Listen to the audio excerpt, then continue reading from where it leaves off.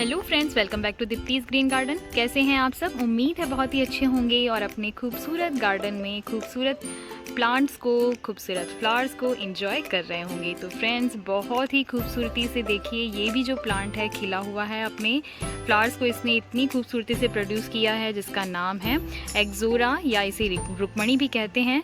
तो आज हम बात करने वाले हैं इसी प्लांट के ऊपर, जिसकी पूरी केयर, इस पर लगने वाले पेस्ट के अटैक, उसको कैसे दूर करना है, कैसा गमला, कैसी मिट्टी, सनलाइट, पानी और इसका प्रोपगेशन, सारे टॉपिक्स को हम इसमें कवर करेंगे। तो वीडियो को एंड तक ज़रूर देखें।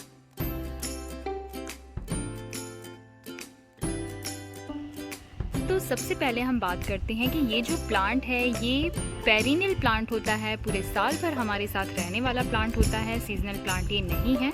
बहुत ही खूबसूरत इसकी पत्तियां होती हैं और बहुत सारे शेड्स इसके फ्लावर्स के आते हैं, वाइट, पिंक, येलो, और बहुत ही खूबसूरत लगते हैं। ये बिल्कुल ऊपर टॉप में जाकर बिल्कुल ये बंच में अपने फ्लावर्स को खिलाता है। देखिए, बहुत सारी कलियां एक साथ लगती हैं, कम से कम 60 से 70 कलियां एक साथ लगती हैं और धीरे धीरे धीरे करके ये खिलते ही रहते हैं। ये देखिए आप, और जब ये पूरा बंच खिल जाता है तो बहुत ज़्यादा खूबसूरत लगता है, आप देख सकते हैं। तो फ्रेंड्स, इसकी जो सबसे पहली एक जो टिप है वो मैं आपको दे दूं कि जैसे ही इसके फ्लावर्स आकर ख़त्म हो जाते हैं तो बिल्कुल ऊपर का जो टॉप का एरिया है उसे आप बिल्कुल काट कर हटा दें, ताकि वहाँ से दूसरी नई नई ब्रांचेस आएँ। क्योंकि जैसे ही नई ब्रांचेस आएंगी, जहाँ से आप काटते हैं वहाँ से 2 ब्रांचेस कम से कम निकलती हैं, और वहाँ पर जैसे ही वो ब्रांचेस निकलेंगी थोड़े ही समय के बाद उसमें नई कलियाँ आएंगी और आपका प्लांट घना भी होता जाएगा और उसमें बहुत ज़्यादा फ्लावर्स भी आएंगे। तो ये हो गई इसकी सबसे इम्पॉर्टेंट टिप। अब हम बात करते हैं सबसे पहले मिट्टी की। मिट्टी इसकी वेल ड्रेन होनी चाहिए, जिसमें पानी बिल्कुल भी रुके नहीं, लेकिन इसमें मॉइस्चर बना रहे, क्योंकि इस प्लांट को हल्की सी नमी इसमें बनी रहे, वो उसे बहुत पसंद है। तो इसके लिए हम लेंगे 1 हिस्सा गार्डन की सॉइल, 1 हिस्सा लेंगे हम सैंड, 1 से 2 मुट्ठी हम मिलाएंगे इसमें कोकोपीट, और 1.5 हिस्सा लेंगे जो भी खाद आपके पास है, काऊ डंग कंपोस्ट, घर पे बना हुआ खाद, वर्मी कंपोस्ट, पत्तियों की खाद, सबको मिक्स करके भी ले सकते हैं, जैसा भी आपको ठीक लगे। तो इस तरीके की बहुत ही अच्छी सी वेल ड्रेन मिट्टी इसके लिए बहुत ही परफेक्ट होती है। इसके बाद हम बात करते हैं गमले की। तो गमला ये देखिए, जितना बड़ा आपके पास प्लांट हो, जितना बड़ा उसका रूट बाउल हो, उससे आपको 2 से 4 इंच बड़ा गमला लेना चाहिए। और हर साल आपको नीचे से चेक करना चाहिए, गमले के बिल्कुल नीचे बॉटम को आप जैसे हटाकर ऐसे नीचे से देखेंगे तो वहाँ से अगर रूट्स निकली हुई आपको नज़र आती हैं तो समझ जाइए कि इसको बाहर निकालना है, हल्की सी इसकी जड़ों को ट्रिम करना है, और उसके बाद आप चाहें तो नया गमला दें या वापस इसी में लगा दें। दूसरी नई बहुत अच्छी सी खाद वगैरह डालकर दूसरी मिट्टी में आप इसको फिर से सेट कर दें। तो इस तरीके से गमला आप देखिए, ये मेरा जो है 14 से 16 इंच का ये गमला होगा, और प्लांट जो है बहुत ही अच्छे से इसमें चल रहा है। अब बात करते हैं हम सनलाइट की। तो सनलाइट इसे पूरे दिन भर की अच्छी लगती है, क्योंकि इसे हैवी फ्लावरिंग करनी होती है। तो कम से कम 4 से 6 इंच की 4 से 6 इंच नहीं, 4 से 6 घंटे की सनलाइट इसे मिलनी ही चाहिए। नहीं तो आप अगर इसे पूरे दिन भर की सनलाइट दे सकते हैं तो बहुत ही अच्छी बात है।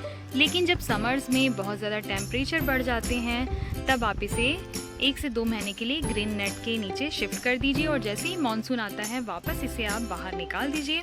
कम से कम 8 से 10 महीने तो ये आराम से खुली हवा में, बिल्कुल आसमान के नीचे आराम से पूरी धूप में अच्छे से सर्वाइव करता है। तो ये बात कर ली हमने धूप की।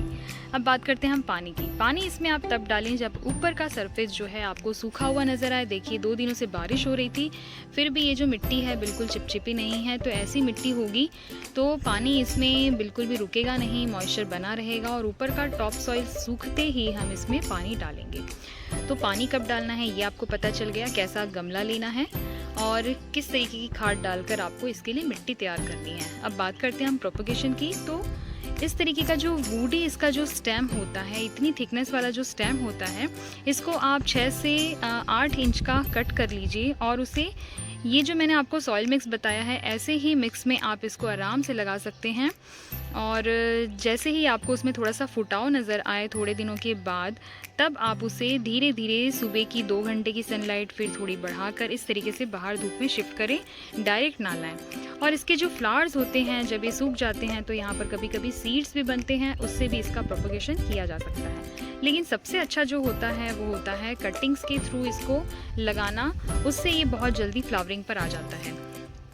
तो बात कर ली फ्रेंड्स हमने कटिंग्स की भी, प्रोपगेशन की भी। तो अब बात करते हैं कि इसमें पेस्ट वगैरह किस तरीके के लगते हैं और उसे कैसे दूर किया जाए। बहुत जल्दी इसमें पेस्ट नहीं लगते हैं, लेकिन क्योंकि लगातार बारिशें चलती रहती हैं तो कभी कभी ये देखिए इसमें इस तरीके से मिली बग वगैरह का अटैक हमको दिखाई देता है। छोटे छोटे से ग्रीन कीड़े जो हैं, जब भी फ्रेंड्स आपको चींटियाँ नज़र आए अपने प्लांट में तो समझ जाइए कुछ तो यहाँ पर खिचड़ी पक रही है, यानी कुछ तो गड़बड़ यहाँ पर हो रहा है। क्योंकि ये जो चींटियाँ होती हैं ये मिली बग होने पर ही आसपास मंडराती रहती हैं, इसके एग्स को अपने साथ इधर से उधर लेकर वो घूमती रहती हैं। तो बस आपको इलाज कर देना है। क्या इलाज करना है? 1 लीटर पानी में आप 1 छोटा चम्मच आप डाल दीजिए नीम का ऑयल, और उसमें आप 3 से 4 ड्रॉप डाल दीजिए जो भी लिक्विड सोप या माइल्ड शैम्पू आपके पास है या बेबी शैम्पू है, 3 से 4 बूंद आप उसकी डाल दीजिए। अच्छे से शेक कीजिए और स्प्रे बॉटल से पूरे प्लांट को अच्छी तरह नहला दीजिए।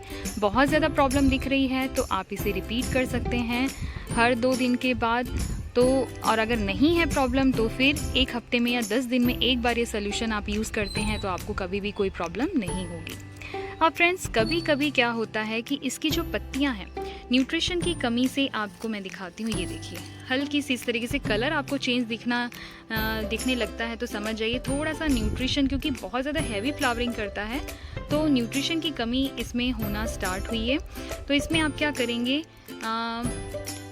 हमारा एक फर्टिलाइज़र है जो सरसों खली से बनता है, उसमें बहुत सारे सूक्ष्म पोषक तत्व पाए जाते हैं और हर तरीके की ज़रूरत जो प्लांट को चाहिए वो उसमें पूरी हो जाती है। उसकी लिंक मैं नीचे दे दूँगी, उसे ज़रूर से देखिएगा, वो आप इसमें डाला कीजिए। लेकिन जब बहुत ज़्यादा हैवी बारिशें होती रहती हैं, गमले की मिट्टी सूखी नहीं है, तब आप उसे बिल्कुल भी यूज़ ना करें। जब भी कोई लिक्विड फर्टिलाइज़र आप यूज़ करते हैं तब आपके गमले की मिट्टी सूखी होनी चाहिए, ये बहुत ज़्यादा ज़रूरी है, वरना आपका प्लांट जो है वो ख़राब हो सकता है। तो जो मिट्टी होती है उसमें आप, मैंने आपको ये नहीं बताया, उसमें 1 मुट्ठी आप नीम की खली ज़रूर डाल दें, या फिर आपके पास लकड़ी की राख अगर है तो वो भी आप उसमें थोड़ी सी डालें, बहुत ज़्यादा नहीं, उससे मिट्टी एल्कलाइन हो जाती है और फिर वो इस प्लांट को पसंद नहीं है। तो फिर आप उसमें थोड़ी सी नीम की राख 1 चम्मच डाल दीजिए समझ लीजिए, और 1 मुट्ठी नीम की खली भी डाल दीजिए। इससे क्या होता है कि मिट्टी में किसी भी प्रकार के फंगस या कीड़े लगने का खतरा हमारा ख़त्म हो जाता है। और किस तरीके से पेस्ट को दूर करना है वो भी मैंने आपको बता दिया। बहुत जल्दी इसमें कीड़े नहीं लगते हैं और बहुत ज़्यादा डरने वाली बात नहीं है। अगर आपको ऐसे कुछ दिखता भी है तो ये नीम ऑयल से कंट्रोल हो जाता है। तो फ्रेंड्स मुझे लगता है मैंने इसके बारे में सारी जानकारी आपको दे दी है। वीडियो अगर अच्छा लगा है तो लाइक ज़रूर कीजिएगा, अगर इन्फॉर्मेटिव लगा है तो शेयर भी ज़रूर कर दीजिएगा दोस्तों के साथ। और मेरे चैनल पर नए हैं और अगर आपको मेरा तरीका जानकारी देने का अच्छा लगा है तो प्लीज़ सब्सक्राइब भी कर लीजिएगा। ओके फ्रेंड्स, मिलते हैं फिर नए वीडियो के साथ, तब तक के लिए बाय, हैप्पी गार्डनिंग।